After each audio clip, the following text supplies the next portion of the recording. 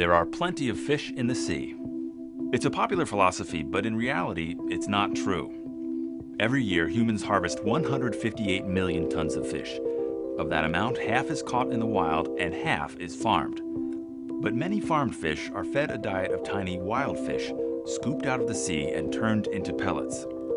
It can take several pounds of this fish meal to produce a single pound of farmed fish, and the global supply of wild fish meal is already maxed out. So what are fish farms of the future supposed to do? More than 500 miles from the ocean, Glenn Courtright has an answer: the black soldier fly. His company EnviroFlight breeds them. Insects are the natural diet of fish and poultry. The black soldier fly looks like a wasp without a stinger, and it's harmless to people.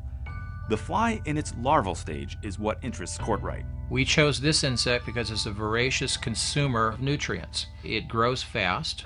During the course of about 2 weeks after it hatches out, it grows about 5,000 times and eats twice its body weight per day in waste material. The larva's appetite is a big part of its appeal. It can eat anything from food waste to animal processing byproducts to agricultural refuse. This means organic waste streams around the country and around the world could instantly become sources of food for these bugs. When the larvae are done eating, EnviroFlight's machines dry them out and grind them up, turning them into a high nutrient powder. For the squeamish, it's not as bad as it looks. When people come in and see it, they are surprised. It smells like a brewery. It actually has a sweet smell to it. You don't see a bunch of dripping things. It's relatively dry, it's very quiet, it looks like a food factory. And that's exactly what it is. At the American Museum of Natural History in New York, entomologist Louis Sorkin explains. They have high protein content, which is, let's say, over 40%. They have a high fat content, which can be over 30%. And the fat can be taken from those larvae by compression. So you remove the fat, use it for other ingredients in animal feed. You use the dried protein material from the dried, squeezed out larvae, and you can make a powder from it, and that can be used in animal feed. To feed virtually any kind of livestock. But the great global potential is aquaculture. In terms of energy use and carbon pollution, fish are the most efficient source of farmed animal protein on the planet.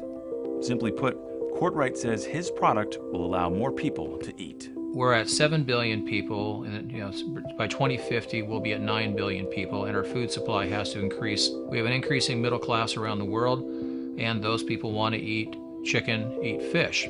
There are obstacles, not the least of which has been regulatory approval to use insects as animal feed. Current rules are designed to keep bugs out of the food chain.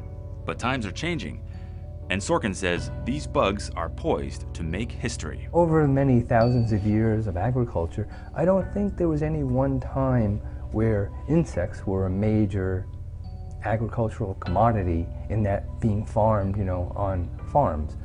This has been one heck of a ride so far, and we are very, very pleased with the public embracement of what we're doing here. And we get a lot of encouragement, and we're going to just keep on innovating and keep on moving. Thanks to a small insect with a huge appetite.